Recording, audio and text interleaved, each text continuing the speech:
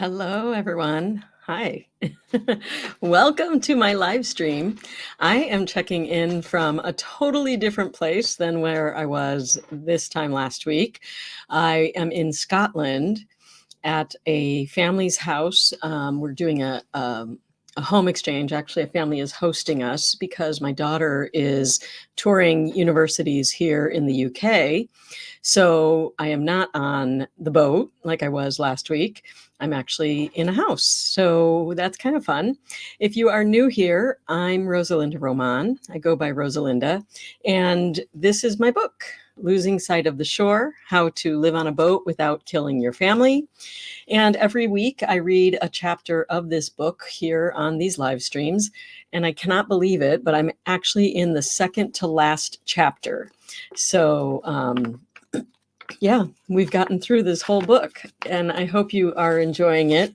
If you are enjoying it, I would love it if you would share with friends and family. I actually, in the past week, I also got my website finished. It's just a landing page, but if you go to rosalindaromán.com, you will find my new website. That was a pretty big deal because I had wanted to do that for a long time. Basically just points to my Substack, which is my newsletter where I share also the print version of these chapters. And I will be sharing a lot more of my writing adventures as they continue, because I am in the home stretch of finishing the first of my 3 thrillers, a trilogy of thrillers. Conspiracy thrillers is what I'm calling the genre because it seems to fit. But it's all new, and I'm sharing some of that on my Substack. And I also have on my website just how you can find the book if you want to buy it. All right, without further ado, let's get to this week's chapter. This chapter is 31, Selling Dawn Treader. The day we sold the Dawn Treader, I woke up knowing it was going to be a bad day. As is usually the case when I wake up feeling that way, the day generally lives up to my low expectations, a self-fulfilling prophecy in action. And that is exactly how that no good, very bad last day on my beloved boat began. Ziva, Samuel, and I had arrived on the Dawn Treader in the wee hours of the morning on a Wednesday. I spent the next 2 days in a fog, trying to get a handle on what we would keep and what we would leave for the new owner, while trying to help the kids sort through their own precious things at the same time. As I faced each decision, do I pack up the dishes, or leave them for the new owner? Do I leave the kids' life vests? Waves of sadness kept hitting me. I didn't want to sell her in the first place, and now I was feeling angry that I had to undo all the magnificent organizational systems I had set up to make this boat our home. Something as seemingly unemotional as the Tupperware was causing great angst. When we were preparing to sail to the Bahamas, a lovely Tupperware saleswoman came onto the boat to measure each cabinet and storage area. Then, piece by piece, she and I picked out containers that would maximize usable space. By the time we were done, each piece fit perfectly in the very limited storage area under the sofa and in the galley drawers. They were expensive, but they prevented bugs and moisture from ruining our food, and the process of getting them just right sparked major joy for me. Would the next owner just donate them to Goodwill? Or would they be very grateful for these well thought out things that would make their life aboard the Dawn Treader so much easier?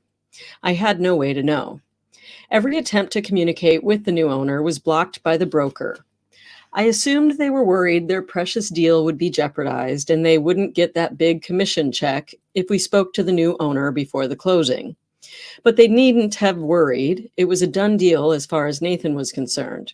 I just wanted some clarity as I packed. Finally, in desperation, I wrote this note, which Nathan sent to the broker to forward to the new owner. Dear Dawn Treader's new owner, we hope you love this wonderful boat as much as we do. As we are moving our belongings off the Dawn Treader in the next 2 days, we wanted to reach out to see what, if anything, you would like us to leave on board. We remember the fun we had prepping the Dawn Treader and shopping for the perfect dishes, linens, etc. So we certainly understand if you prefer everything to be removed. But if there are some things you would like us to leave, please let me know as soon as possible. Sincerely, Rosa Linda Román. By Friday morning, the day of the closing, we still had no response. With the 5 o'clock p.m. deadline for our being off the boat looming, I was feeling panicked at the massive task before me. Finally, Nathan got an email from the broker, but the response was more maddening than the silence. Something to the effect of, go ahead and leave anything that they might need for the normal operation of the boat. In other words, we don't want to bother with this. Just get your stuff and get off their boat. At least that's how it felt to me at the time. So I went back to packing with more anger and less clarity, while trying not to kill any family members in the process. I admit that Nathan was the one at the receiving end of most of my anger. In my very tired, emotionally drained state, I couldn't help but dwell on the fact that he was the one who agreed to sell the boat in the first place. He had given me just 2 days to get everything off the boat, leaving me alone to deal with packing and the kids while he dealt with work meetings, the dinghy sale, and other things. His absence made my job even harder. That last day on the Dawn Treader, he was definitely the person I most wanted to throw overboard. That was until around 11 when the broker showed up at the boat unexpectedly. She wanted to know when the new owner could come see the boat. Nathan wasn't on board at the time, and I totally freaked out. She said, "How about 1:30?" I said, "How about never?"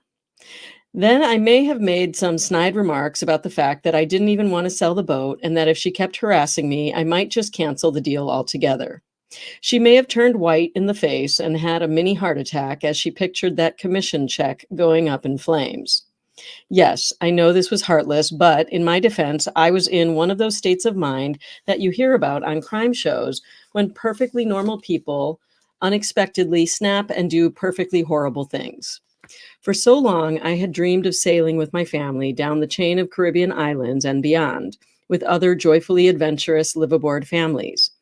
Our favorite kid boats like SV Rondo and SV Pura Vida had already made it to Puerto Rico.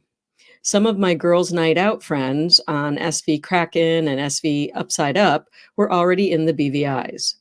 But my plans to join them were coming to a screeching halt. And here this woman was trying to steal my last few hours aboard my beloved boat. She quickly replaced Nathan as the target of my disdain. About 4 hours before we were supposed to be off the boat, with it still looking like a bomb had hit, the new owner arrived anyway. By then, Nathan was home and we were working furiously to get the job done. My mood was sour when I started recording a video update to capture the moment.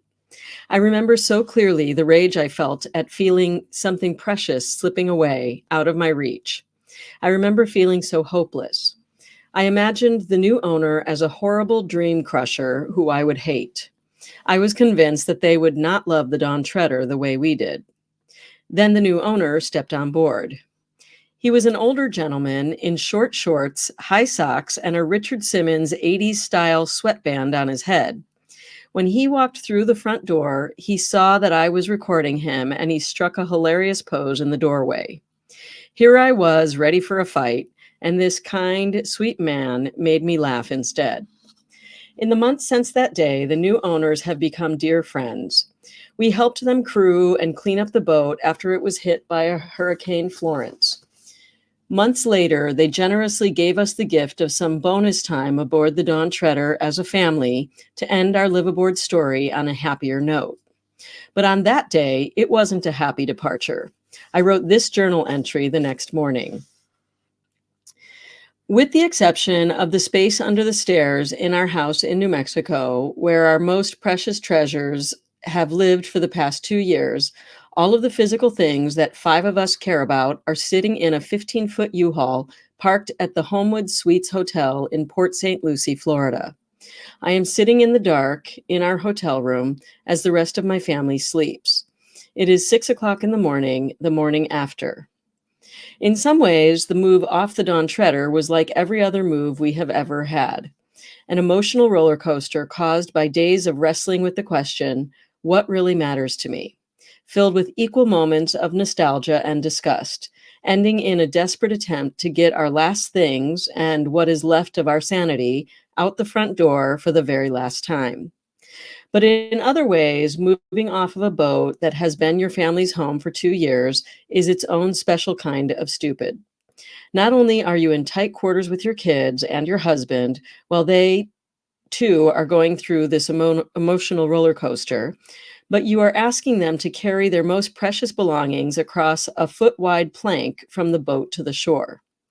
Miraculously, on this move, we didn't lose anything overboard, but usually we end up making at least one sacrifice of somebody's favorite something to King Triton during the crazy process.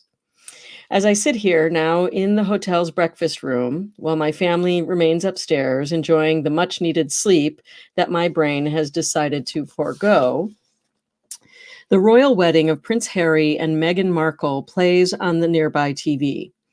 I'm surprised to find that it has drawn me in.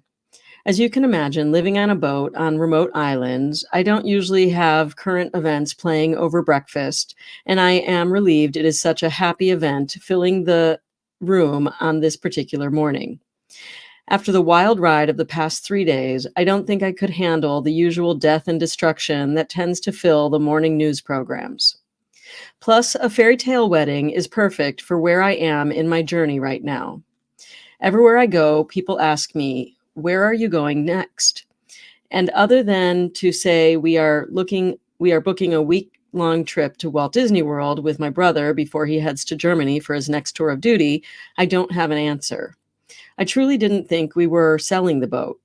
My heart thought that we were simply taking a temporary detour to allow Nathan a chance to focus on work before we jumped back on board and sailed away. In my mind, we were going to catch up with the other liveaboard families we love that are already well on their way down the chain of islands: Turks and Caicos, Dominican Republic, Puerto Rico, the BVIs, and beyond.